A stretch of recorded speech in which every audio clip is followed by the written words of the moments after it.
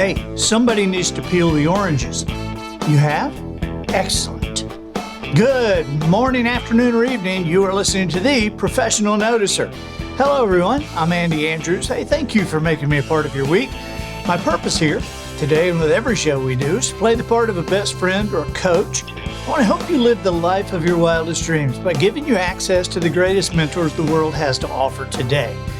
This week, the Professional Noticer is sponsored by wisdomharbor.com. Here are a couple of quick questions. First, how long has the public school system in your state been repeating the mantra, more money for education? And the second question, through the years, as they've gotten more money, has anything changed? Today, schools all over America are finding wisdomharbor.com's streaming service to be the perfect, low-cost, high-quality educational tool for their students. For less than $3 a month per teacher, classrooms have access to original content only found on wisdomharbor.com that teaches, entertains, and builds character in young people.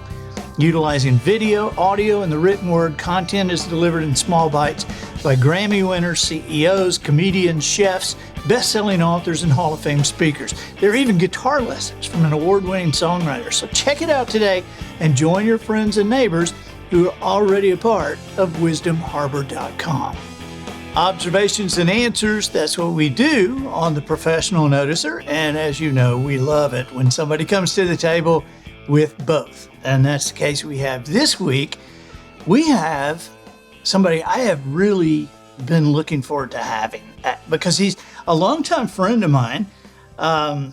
He's a clinical psychologist, pastor to pastors, a multiple New York Times bestselling author, and a close friend that I irritate by calling him Hank.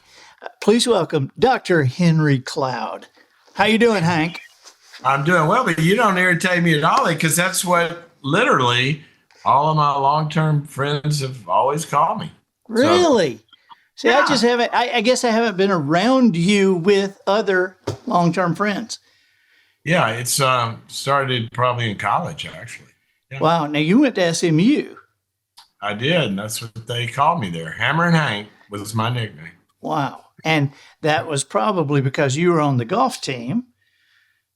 I don't think they were being that nice when they did it. I think it was just to rib me a little bit, but it stuck. But you were on the golf team with Payne Stewart, right?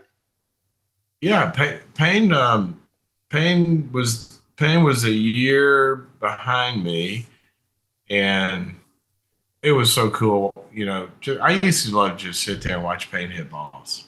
You know, the rhythm. You know, if you're a golfer, the rhythm that he had was just hypnotic. You just sit there. It's like you're sitting in a symphony. Wow.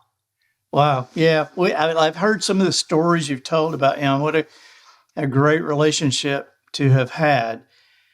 You know, every time I turn around, Henry, you have another book coming out, and everyone is like better than the last. And so this one that is coming out is called Trust. And how, like after writing Boundaries and the different ancillary products with that and several other books, how did you settle on trust at this point in your life? Well, it's kind of interesting, Andy, because a lot of people, you know, I mean, when you write books, people say you're an author, right? But and people will come and say, so how'd you become an author? I said, you know what? I'm not really an author. That's not what I do. I'm a practitioner. So I spend over 100 days a year in war rooms with CEOs and executive teams and leaders and companies and you know, for that decades with individuals and the work writes the books, because you know what happens, Andy, is I'll see some issue that I find myself addressing over and over and over. When you find yourself having the same conversation, then you realize there's something that's kind of like an important issue out there, right? Yeah, there's a need here. So then I'll go study it and see, and try to dive deeper into it.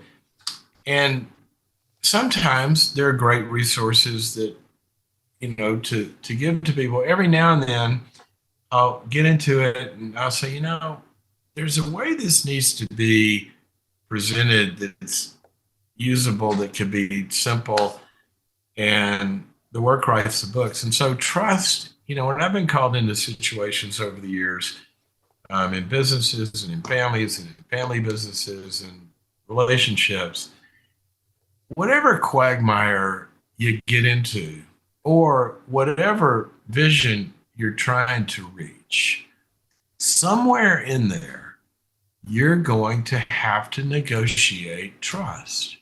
Either the breakdown in trust, or having to take a risk of trust, or having to work on becoming more trustworthy for someone, or fixing it, when it gets broken. So it really was a long process. This is a model I've worked with companies for a couple of decades.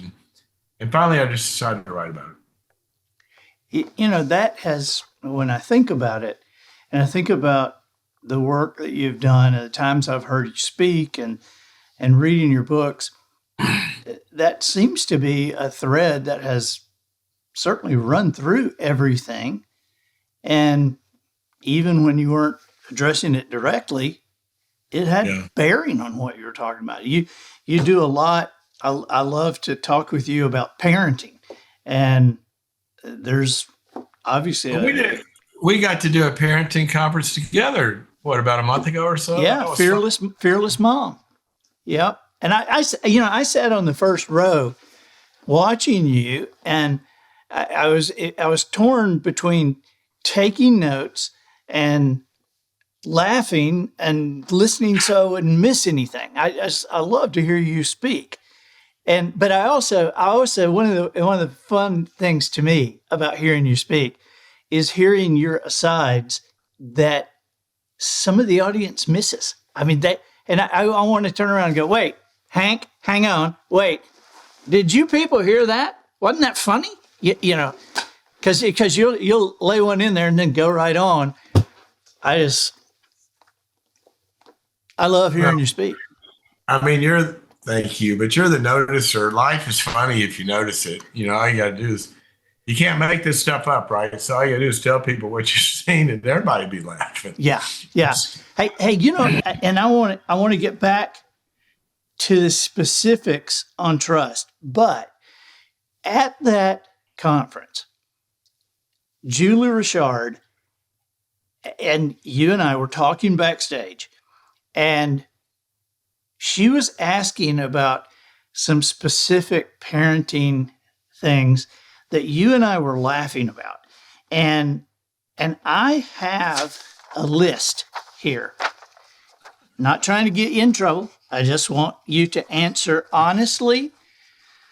You and I both know that there's a big thing going on out there now called gentle parenting.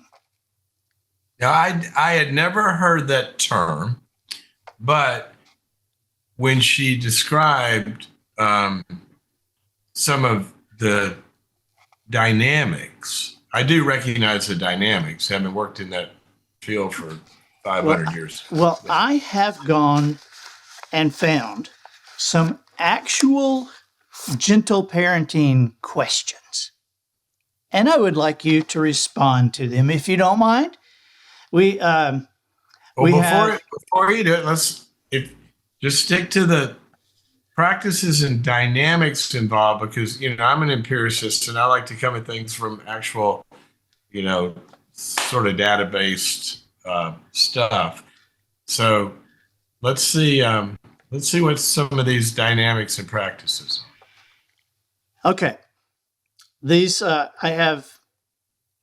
have parents who are making statements about a 2-year-old, an 8-year-old, a 13-year-old, and a 17-year-old. So I'd just like you to react to these statements. On a 2-year-old, the parents say, I can't stand it when I make him cry.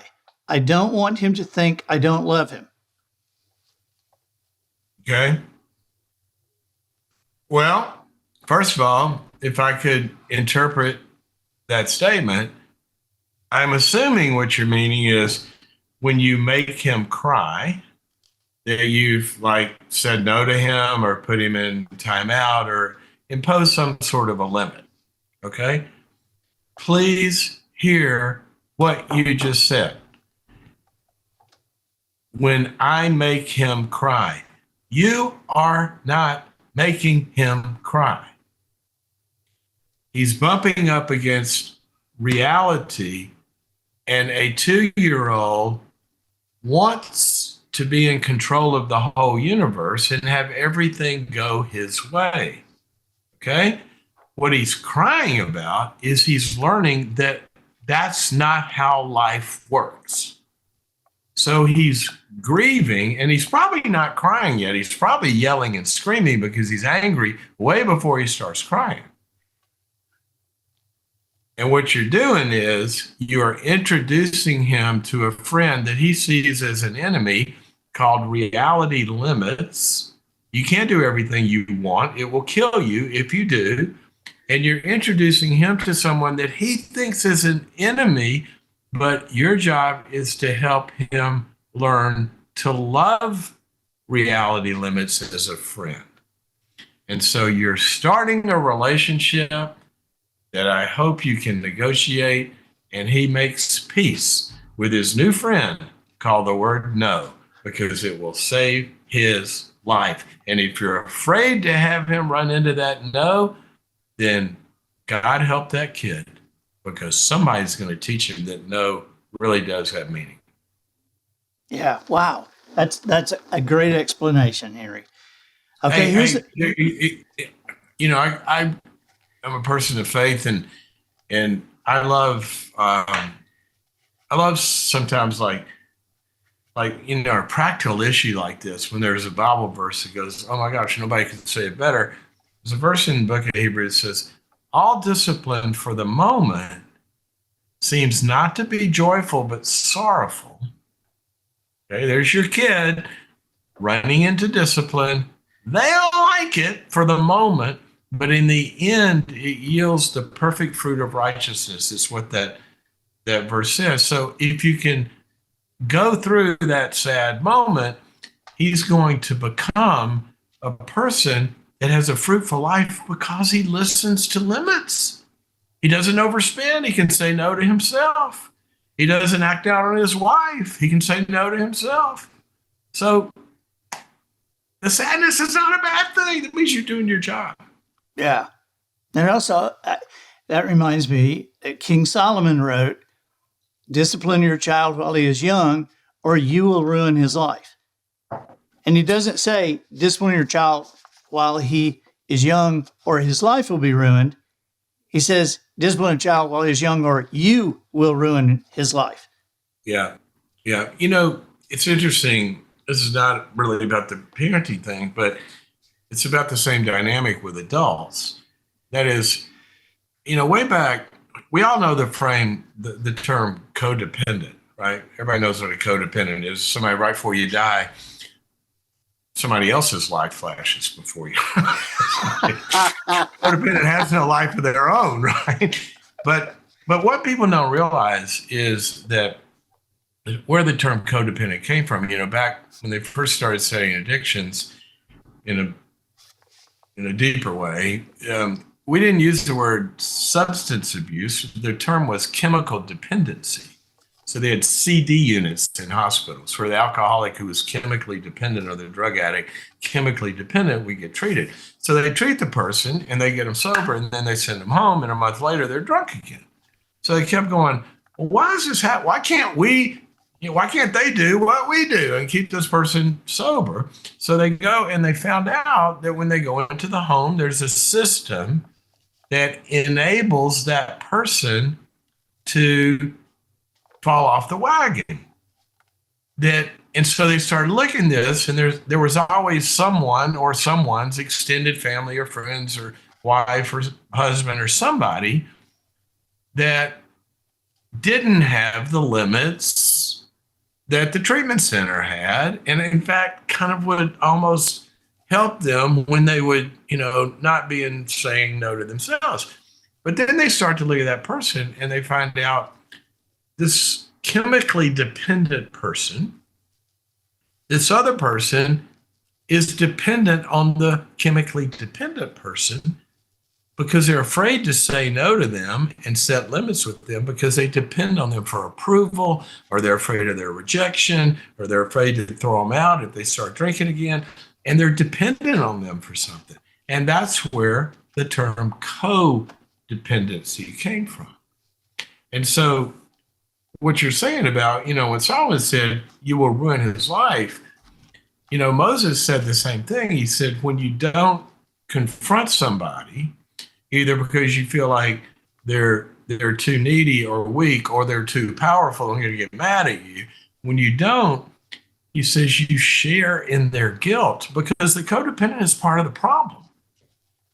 And so parents, as parents, we have to learn we can enable out of control behavior, and we're supposed to be a guardian and a steward. So I believe in being gentle, but gentle has got to have some edges to it.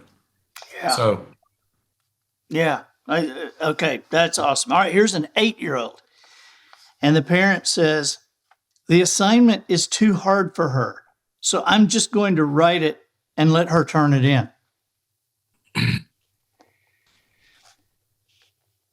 Oh my gosh. I mean, what do you say? First of all, let me get something across here. If the assignment is not too hard for her, then it's not a learning experience.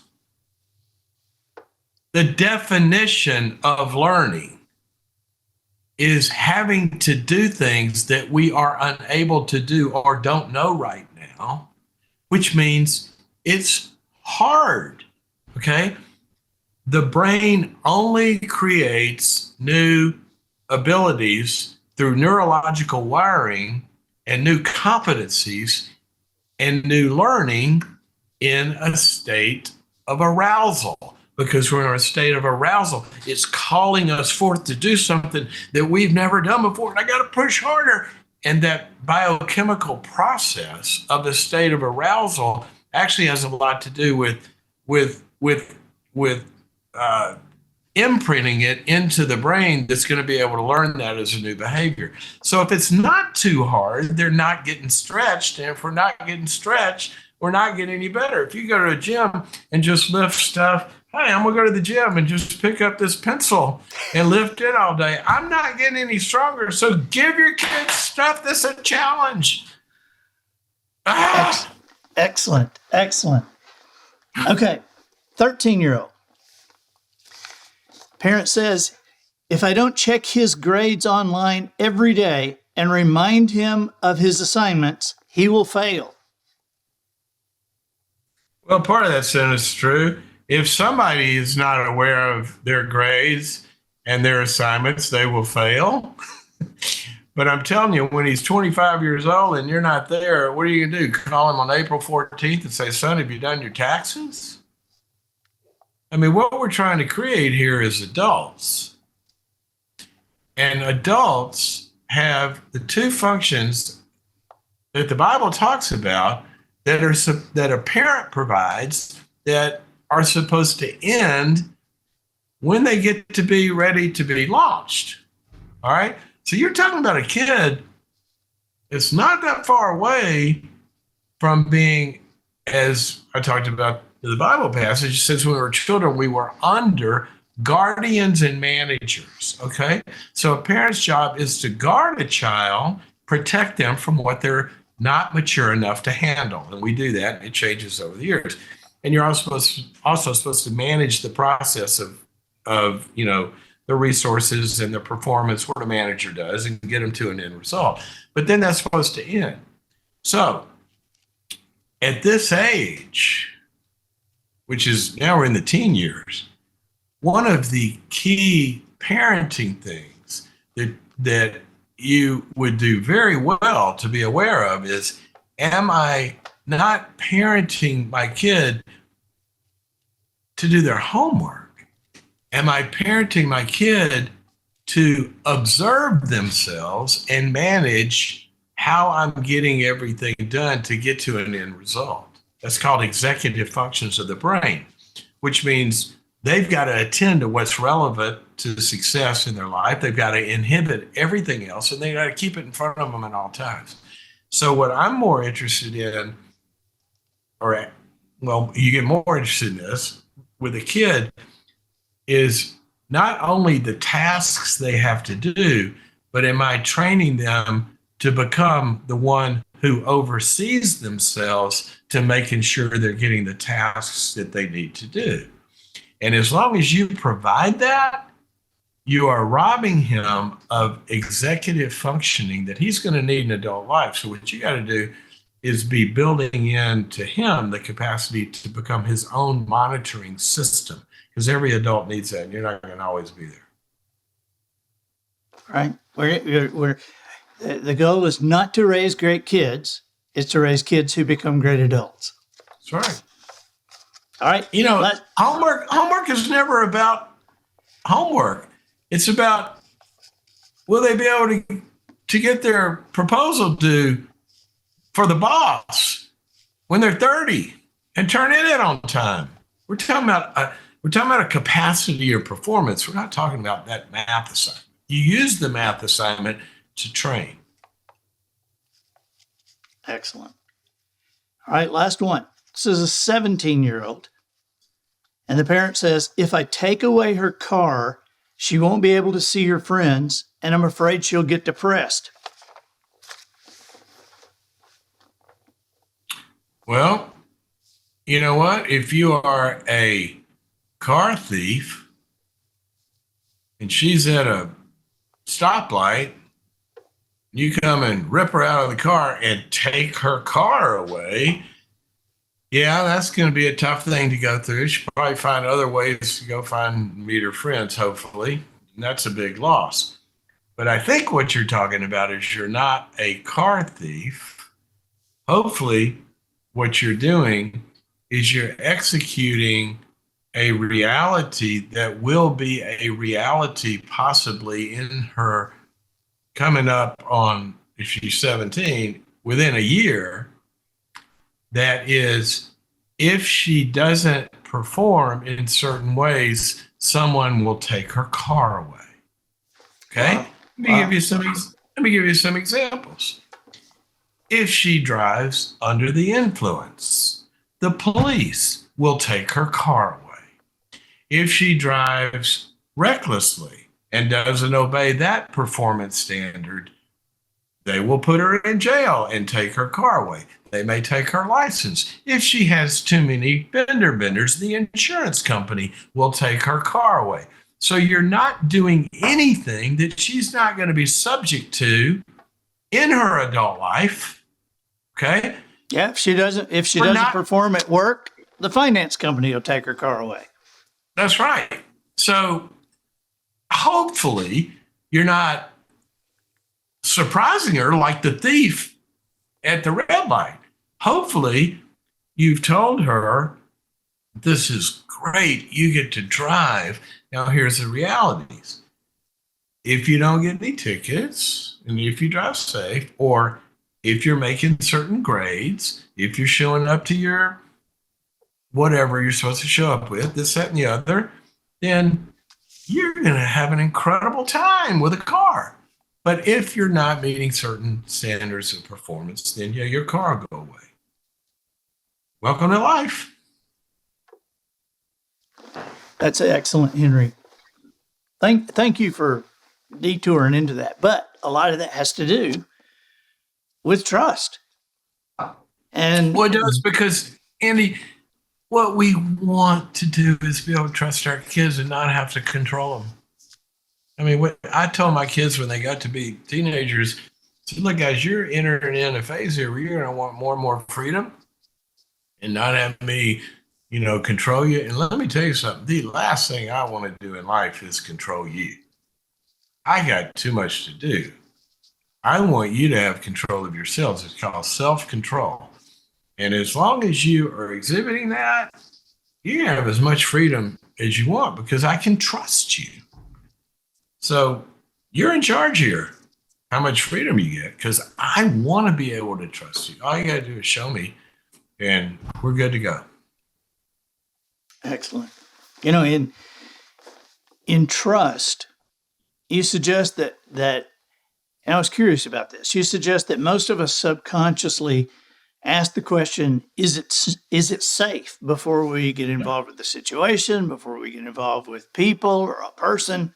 So unpack Well, that.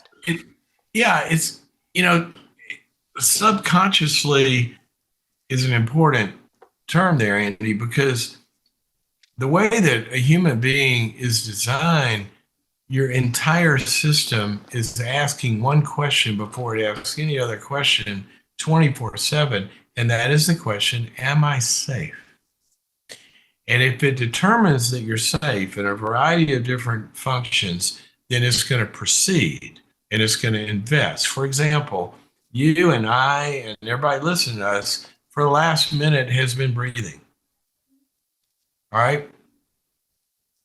That's been subconscious, but your system has been measuring the air around you within some parameters and saying, go, trust. You haven't even been thinking about it, which is like I told my kids, I don't want to be thinking about it. I trust you.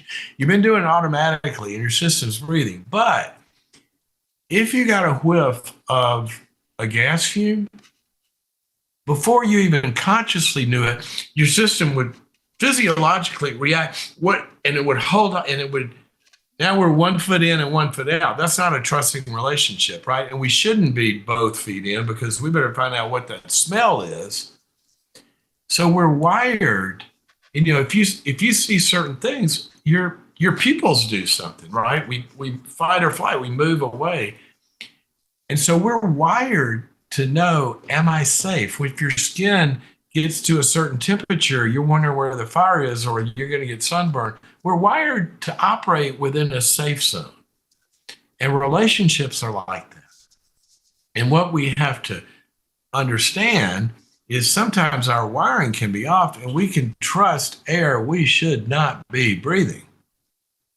We can trust people that we should not be trusting.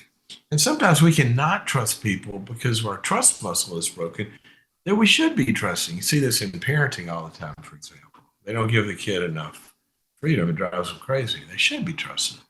So we can be off in either side. And so the subtitle is when to get, it's called Trust, but when to give it, when to withhold it, how to earn it, and how to fix it when it gets broken. And those are kind of the 4 ways in which we have to develop skills in trust. You have 5 essentials. You've created these or identified these 5 essentials for trust. Can you roll through those? If I'm remembering correctly, it's understanding, motive, character, ability, and what's the 5th one? Track record. Track record. Yeah. Can you just spot each of those for us? And I got to tell you, as I ask you to do this, I hesitate to even ask you to do this because when I wrote The Traveler's Gift, the 7 decisions that, I used to hate doing interviews about that book because people would go, well, tell us what the 7 decisions are. And I would think, if I tell them, they're just going to think, well, this is a stupid book because, responsibility. Whoo, what a stretch. Never heard that before. Because until you dive into them, they sound like nothing. Yeah. Well, they do sound simple. But when you get into the breakdown of life and business and relationships and why things don't work, take the first one, understanding. We're neurobiologically wired to move towards someone if we feel understood by them. Okay. Now, every CEO out there probably understands a lot about their employees. Okay. And if you say, do you understand your employees and what they, say, well, of course I understand them. And they go try to persuade them into trusting the vision and trusting the strategy and trusting all of this. And because they understand them. So we all understand the term, right? We think. But that's not how understanding drives trust. And what I've had to do with a lot of leaders is help them go deeper. That's why you can't just say, oh, that's simple. I don't need to go dive deeper into this. Is I have to tell them, you don't understand them when you understand them. You understand them when they understand that you understand. And that only comes through a deep neurological process called deep empathy and deep listening. For example, see, people try to drive trust, for example, in persuading people. Well, just trust me. Here's why you should trust this. And we try to persuade people, all right? But nobody's listening if they don't feel connected to you. And persuasion doesn't drive connection. What drives connection is a release of certain biochemicals, first of which is oxytocin, which is a drug trip that humans go on when they connect with one another and feel like this person gets me. They understand, they're listening. They understand what I need. They respond to what I need. They understand what I fear, what makes me happy, and we're in sync. And there's a metaphysical magic that happens when a screaming baby looks in a mother's eyes and that pain is mirrored and that comfort is shown and they get in sync, then the baby's physiology changes and they open up and they start to bond, okay? And they're trusting. And then when they're upset and that mother mirrors that chemical trip is happening where they're starting to bond, that is no different than a negotiation process. And closing a sale or convincing an executive team to go with your vision, or trying to sell something to a customer, if the magic of a deep understanding isn't undergirding it, it's not going forward. I was talking about this one day at a leadership event, and a guy walks up to me afterwards and says, I'm the lead hostage negotiator for the FBI. And everything you just talked about in this understanding thing, it's our entire training program. Because we don't go into a hostage situation where a guy's going to blow up a bank. He's got 25 hostages. We don't go in there and start convincing them to trust us, persuading them. What we do is go in and say, hey, I'm Joey. They sent me to talk to you. What's your name? And they tell me their name. And they say, first thing they say is, so tell me, how do we get here today? How we find ourselves here? What's going on? And they gradually start to pull out from them and listen. When somebody feels listened and understood, that's how we get somewhere. And then maybe you can persuade them, maybe there's a third way. It's not my way or your way. Maybe there's a third way where, we can do better than the two options that are before us, but you're not going to persuade somebody until they feel understood. So like you're saying, Andy, yeah, these are 5 simple words, but we've got to be able to execute them. How many husbands or wives would say, well, sure, I understand my spouse, but then they come home to a note in year 10 that says I'm leaving. And the reason is they felt like that spouse never really understood what they needed. They felt like they understood, but they didn't have the way to be in the relationship where that other person understood that they understood. And that's a process that's pretty complicated, but natural. Wow. And that's kind of how I would say, yeah, you got these simple words, but if the FBI's got to train people in them, Right. maybe we need to work on them a little bit. So what about motive? Is that something that that people are naturally Yeah, suspicious of? absolutely, absolutely.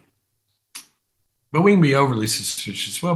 But motive is somebody's intent. And one of the most important things that we can determine in a relationship is this person intent for me to help me or to harm me? Okay, that is really, really important. Some people will come at us and talk about a problem. And if we know their motive in confronting us with something is because they love me and they're trying to help me, we're going to have a way different response than if somebody's confronting me and yelling at me because they want to destroy me. And you don't take that input, right? Or you have to treat it differently. Or not even to, doesn't have to go as far as to destroy me.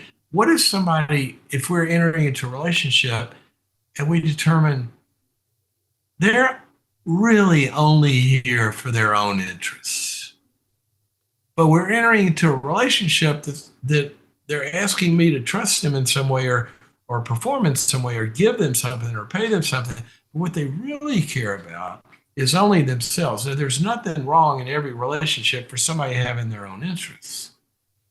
But if we sense they don't care about my interests as well, if I'm in a business relationship and somebody just wants to get as much as they can get out of me for their own interests, I want somebody that's looking out for my interests as well at the same time. And when we're negotiating, when I feel like they can see that this point is really crucial to our company and what we need, then they're going, well, we don't want to hurt you in that way. Let's figure out a different way, because they're looking across the table as your partner as well as, somebody on the other side of the deal.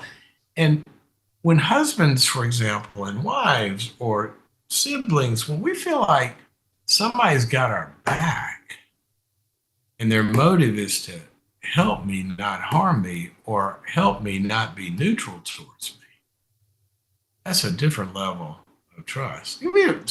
I bet you've experienced this, Andy, and I hope you don't experience this with me.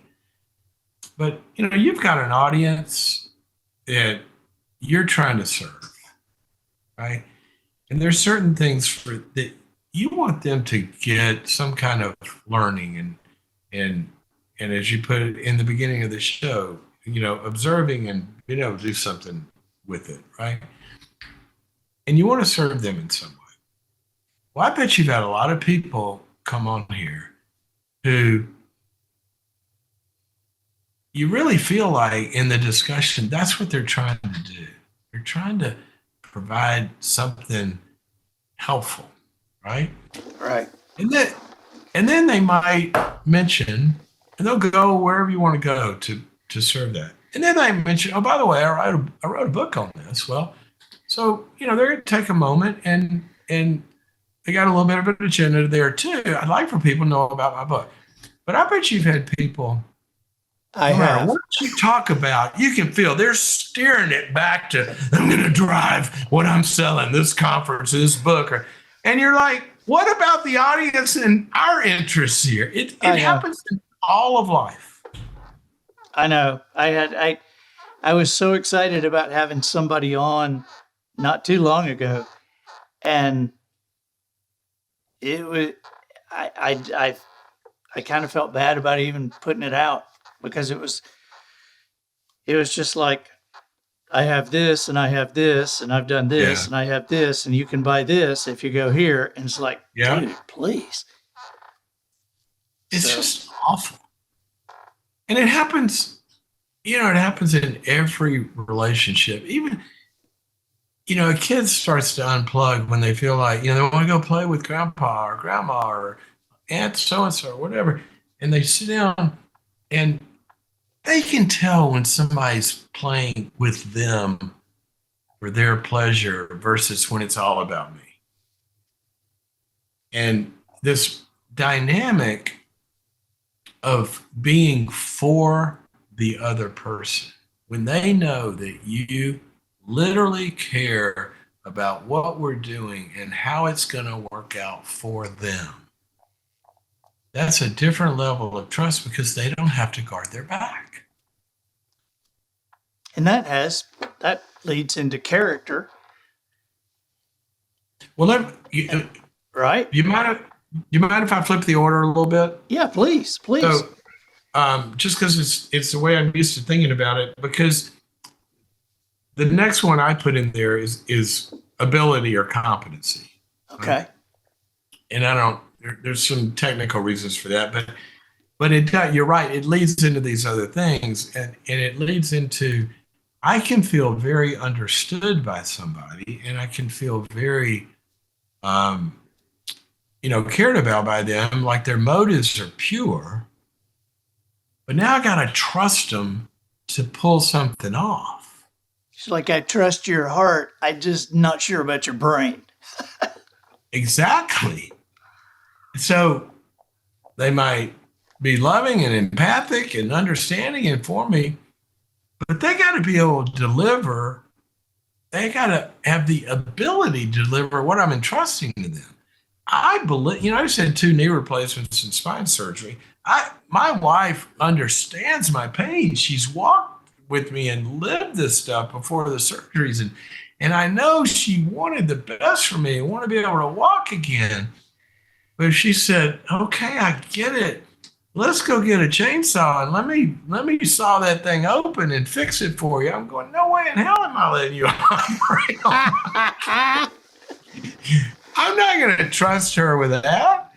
I'm going to look for somebody that's really got the ability. And Andy, people do this all the time. They'll start a church, for example. These people love me and they're supportive and they have my mission and all this, and they put them on the board, and then they start this thing and it starts to grow. Well, now you got a bunch of board members don't bring anything to the party in terms of competency of being on a board. And now they got to go form a second board of directors behind this board because they're the ones that are the experts. And people hire people because they're friends and start businesses, but they never thought about, do they have the competency that I'm going to need to pull this off? Right. So competencies, the next one. And then, like you're saying, it rolls into character. And the problem with the character word, like you said, you give these words, oh, I don't know what that is. Character is way more than, we always think of it in terms of, well, they don't lie, cheat, or steal. They're a person of upright character. Moral functioning is a subset of character. But character is about somebody's makeup. And we have to ask, are they glued together in a way, not morally? Maybe everybody that you're talking about is highly upstanding people and lying, cheating, stealing, moral behavior. They're going to be faithful to their spouse and all this kind of, I got to do bad things. But let's pick my surgeon again. Well, maybe I don't get my wife to do it. I get a real knee surgeon and who cares about me and has these other things, and sign up for it because he's an expert. He knows how to do this. And then he says, I'm about to do one of these. If you want to come watch it. So I go to, the operating rooms have theaters in them, and sometimes you can see in there. He says, you want to watch how knee replacement happens? And so he cuts this guy open, and I'm watching. And then 5 minutes into it, all of a sudden my surgeon goes, oh no, he's bleeding. Oh no, he's bleeding right there. Somebody do something. And all of a sudden he's freaking out. Well, he's an expert. He's caring. He's got good motives, but he's not very cool under pressure. And what if my surgery goes bad? I want somebody in there that's got the makeup to be able to handle specifically in a context what I'm entrusting to them. Yeah.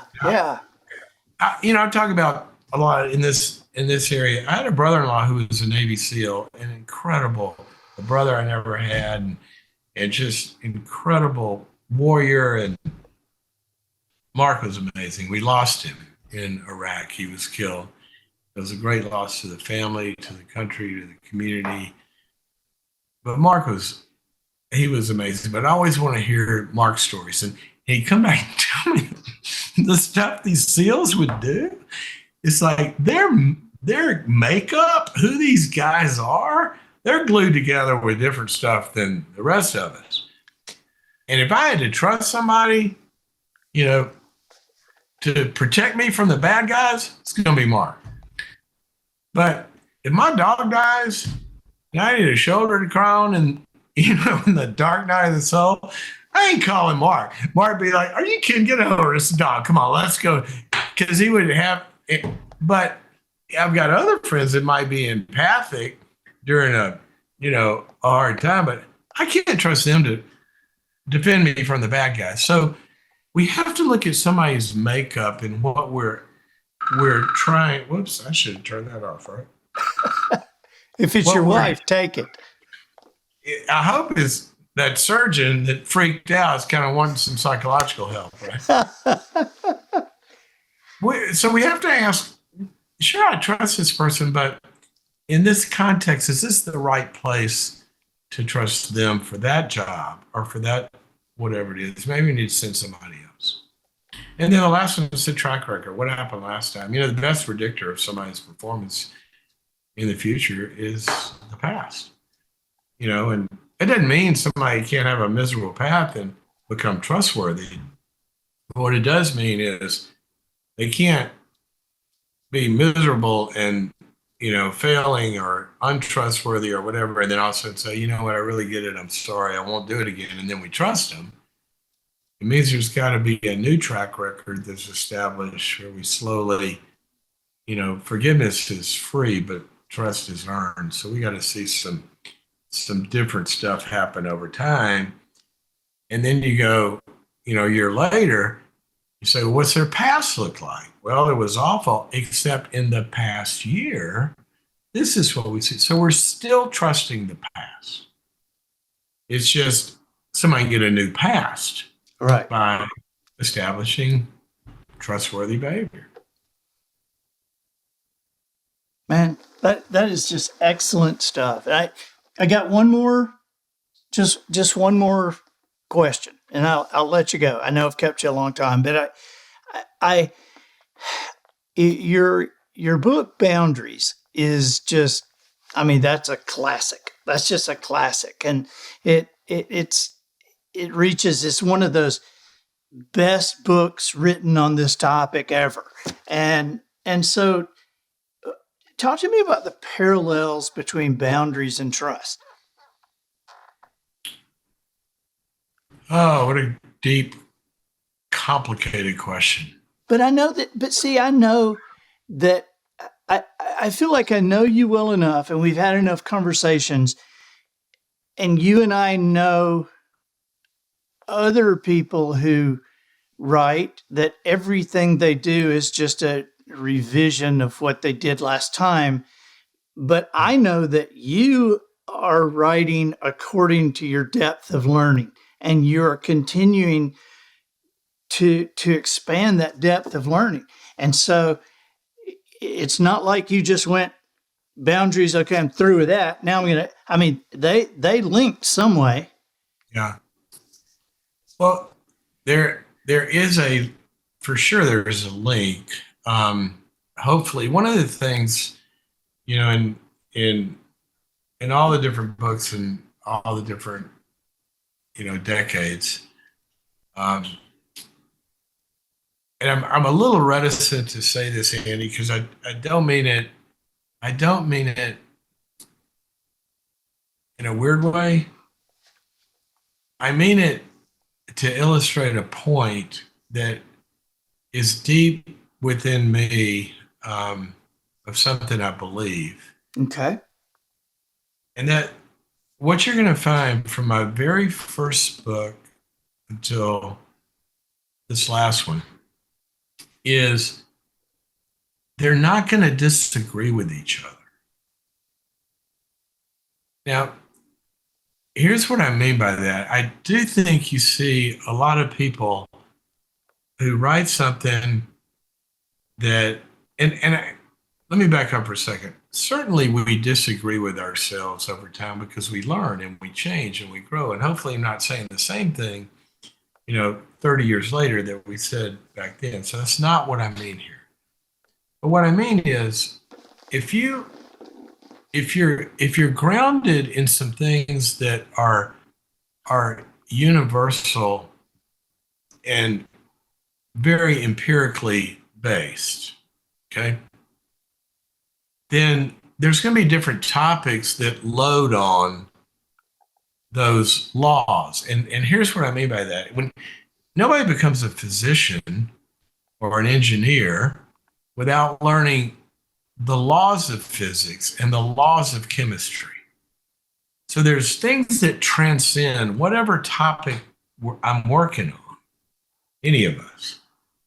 And once you learn those laws, then what you're going to find is in different contexts, the application of how those laws infringe themselves upon reality and us in life. And so what I mean by they're not going to disagree, they are connected in that there's a theme throughout all of this that of the way that humans are designed, of that it is all based on attachment. Okay. And so trust, for example, as we said, trust is the biochemical and psychological and behavioral fuel and drive that's going to take attachment. I mean, you're talking about a baby or you're talking about a CEO and their team. Attachment and unity is going to be a universal process through everything that ever works. Anything that lives and thrives is attached to something larger than itself.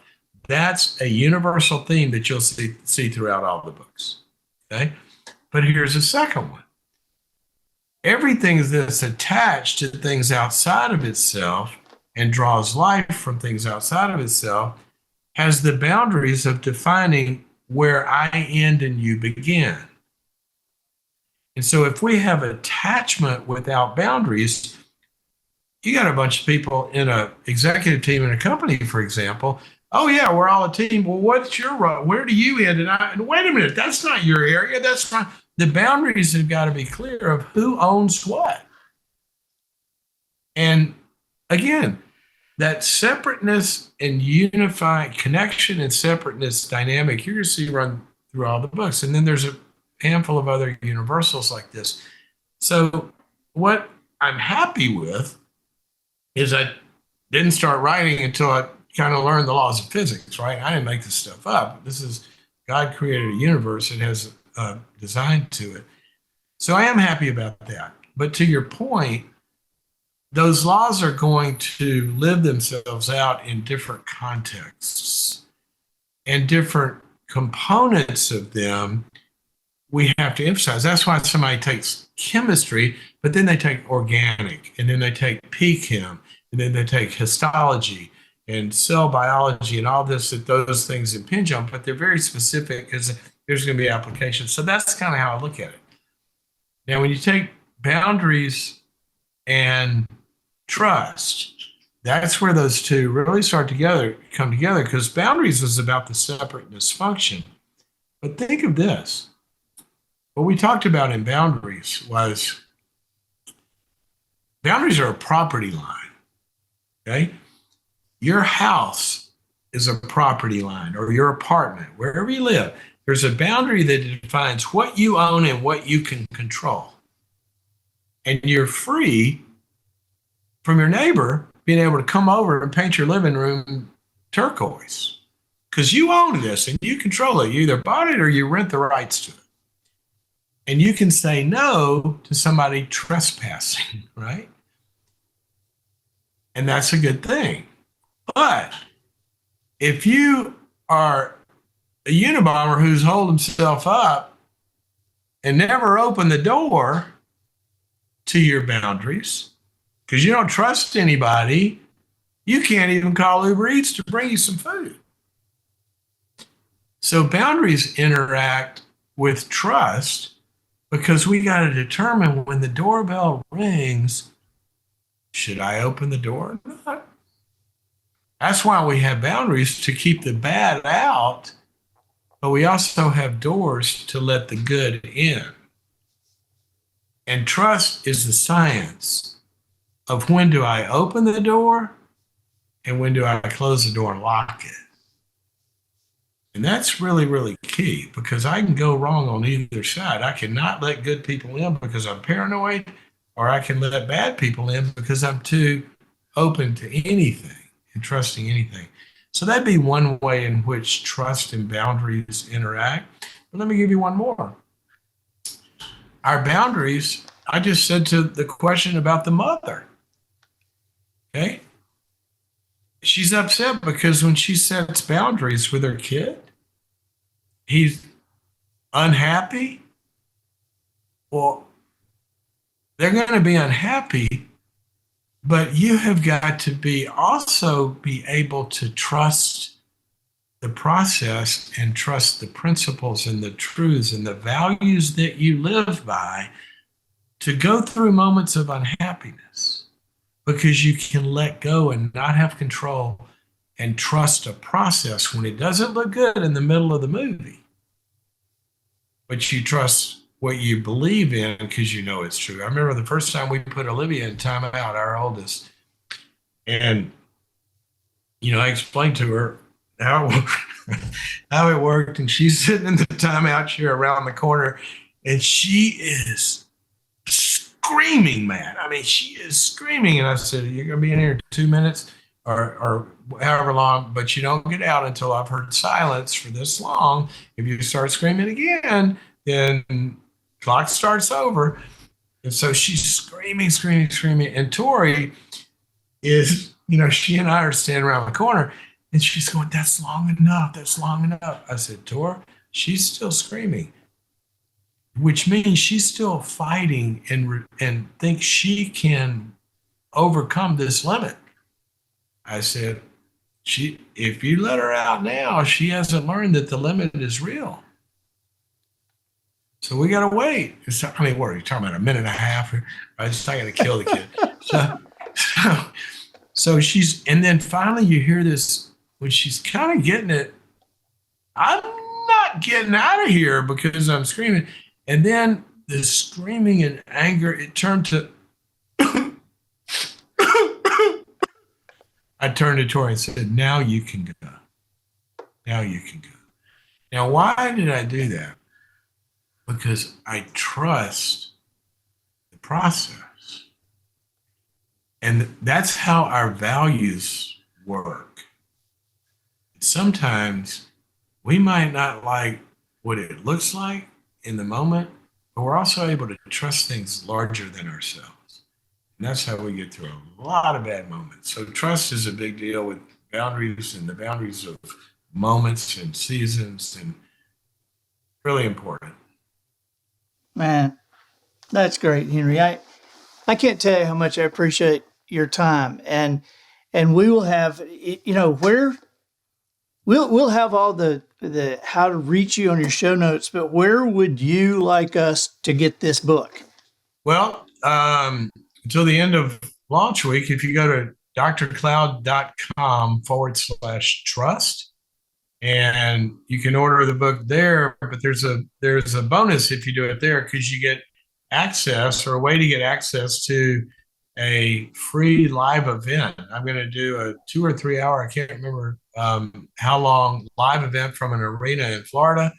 And you get to watch it by yourself, or play it for your church, or play it for your company, or play it for your friends. And we're going to talk about really unpack this. So you get that for free if you order the book there. Awesome. Well, we will do that. Launch week. And this will be going out before your launch. And so we're on your side. If you think any other thing we can do to help you, just let me know, buddy. Thank you so much, Henry, for your time. Andy, you could, because you write great books, if you would just take it and rewrite it before it launches so it's better, that would really help me. Okay. All right. Well, let me see what I can do. Let's do that. Bye-bye, buddy. Okay. Thanks a lot. I'm Andy Andrews, the professional noticer, harnessing common sense and wisdom to plow through challenges all the way to an answer for you. And I think that'll do it for us this week. Get us out of here, Matthew. So, ladies and gentlemen, and to the boys and girls who aspire to become ladies and gentlemen, we have reached the end of another episode of The Professional Noticer. In a world where common sense has become a superpower, I'm harnessing that tiny bit of mental energy I have for you, seeking wisdom, making observations, and endeavoring to answer tough questions in a way that will empower your family and your business. I'm Andy Andrews. Until next week, goodbye. This episode of The Professional Noticer was produced by Matt Limpert. The Noticer theme written and performed by Sugarcane Jane. Miniature boll weevil statues for the cast and crew provided by Twinkle and Smoke of Beverly Hills. Additional financial consideration provided by DaylightSofteners.com. Well, it's getting close to summertime, the days are getting longer, and you know what that means. It's time for the government to add an additional hour of daylight to the hottest time of year. Is your garden bearing the brunt of that extra hour? Is another hour of sunlight making it hotter than you can bear?